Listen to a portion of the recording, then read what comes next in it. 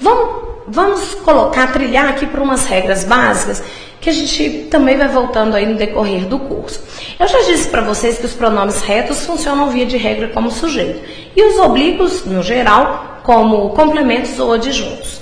Dentro disso aí, vocês precisam saber que o lhe e o lhes, quando complementos, são sempre objetos indiretos.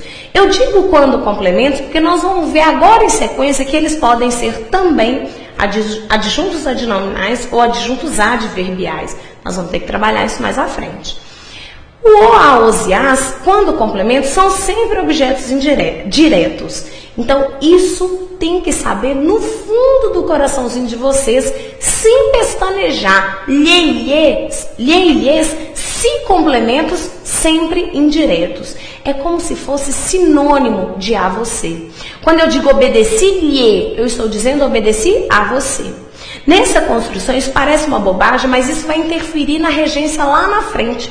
Quando eles te perguntarem para avaliar uma frase no que diz respeito à regência, você vai ter que saber o uso do pronome. Existe muito exercício que fala assim, ó, assinale a alternativa que apresenta regência incorreta. Aí tá lá, informei-lhe do resultado. Isso seria um erro gramatical. Por quê? Porque o verbo informar, ele pede dois complementos. E quando um verbo pede dois complementos, um será sem preposição, objeto direto, e o outro será preposicionado, objeto indireto. Quando eu falo informei-lhe do resultado, eu usei dois objetos indiretos. O lhe, na regra ali, ele é objeto indireto, e o do resultado, a preposição de aí, antes de resultado. Dessa forma, sabendo que o lhe é sempre objeto indireto, eu deveria usar informei-o do resultado. Ou informei-lhe o resultado. Um dos dois vai ter de ser despreposicionado. O a, os e as também podem ser sujeitos de verbos no infinitivo. E nós vamos trabalhar isso aí em sequência quando eu falar de verbos causativos e sensitivos. Quando eu digo mandei ele sair, isso não é norma culta, deveria ser mandei-o sair. Mas isso vamos aprender também mais à frente. Para a gente, então, saber usar os pronomes, para que vocês tenham uma maior clareza no emprego dos pronomes, nós temos de ter uma noção de sujeito e uma noção de complemento. Na verdade, isso é sintaxe, né? Isso, sujeito, predicado, objeto direto, objeto indireto, isso é conteúdo que nós vamos estudar na sintaxe mais à frente. Mas não adianta também eu apresentar os pronomes para vocês guardarem no bolso e pronto, achar que aprendeu. Na verdade, conhecer os pronomes de cor é fácil, o difícil é saber usá-los.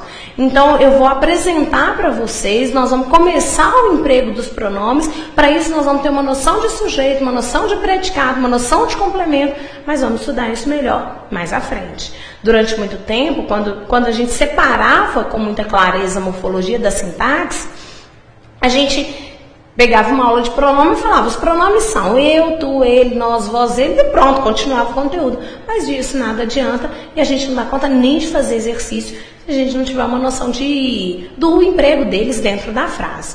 Então vamos começar aí com uma frase tranquilinha, uma frase bem tradicionalzinha. O filho da vizinha visitava seu pai. A primeira coisa que a gente acha numa frase seria o verbo. Já que essa aí, desde o início, no inicinho do nosso curso, eu disse para vocês que a gente ia trabalhar com frases verbais, que é o verbo direcionaria a nossa análise.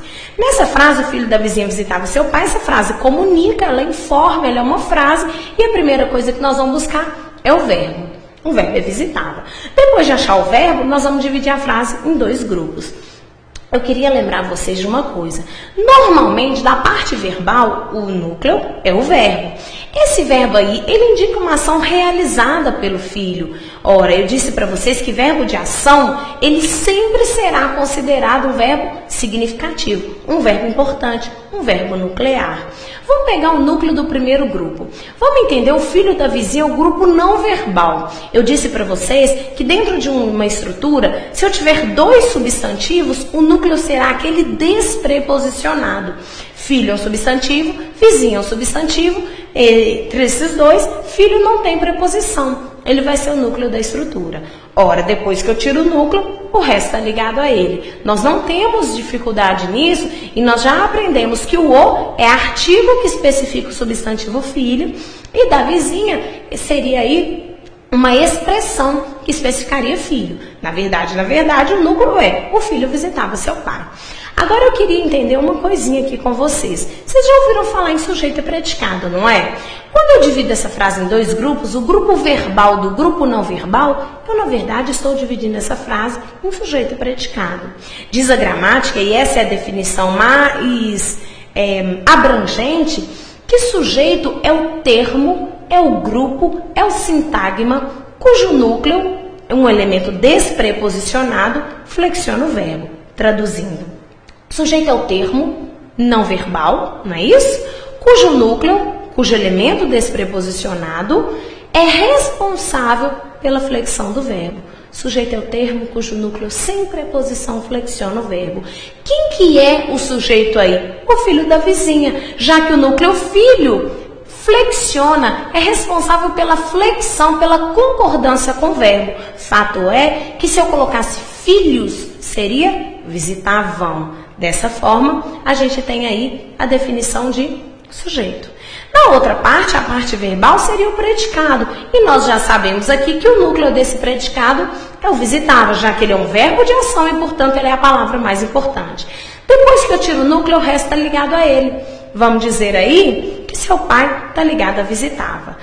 Agora, essa noção agora de complemento, que nós vamos começar aqui agora, vamos ver se vocês já ouviram falar. Vocês já ouviram falar assim, olha, o verbo comprar, ele é um verbo transitivo direto, ele precisa de um complemento para restringir sua significação. Como assim? Quando o verbo ele tiver uma acepção, um significado amplo, ele vai precisar de um elemento para restringir, para particularizar seu significado. Por exemplo, comprar. Eu posso comprar um lápis, uma caneta, uma régua, um presente, um carro, um avião. Vejam que a ação de comprar, ela se refere a diversas coisas a serem compradas, possíveis de serem compradas. Dessa forma, eu preciso de uma delas para restringir, para particularizar a ação de comprar. O que não acontece, por exemplo, com o verbo morrer. Maria morreu, pronto. Esse verbo morrer, ele já tem a sua significação pronta. A ação de morrer não necessita de algo para que a comunicação seja passada. Outra, por exemplo, preciso.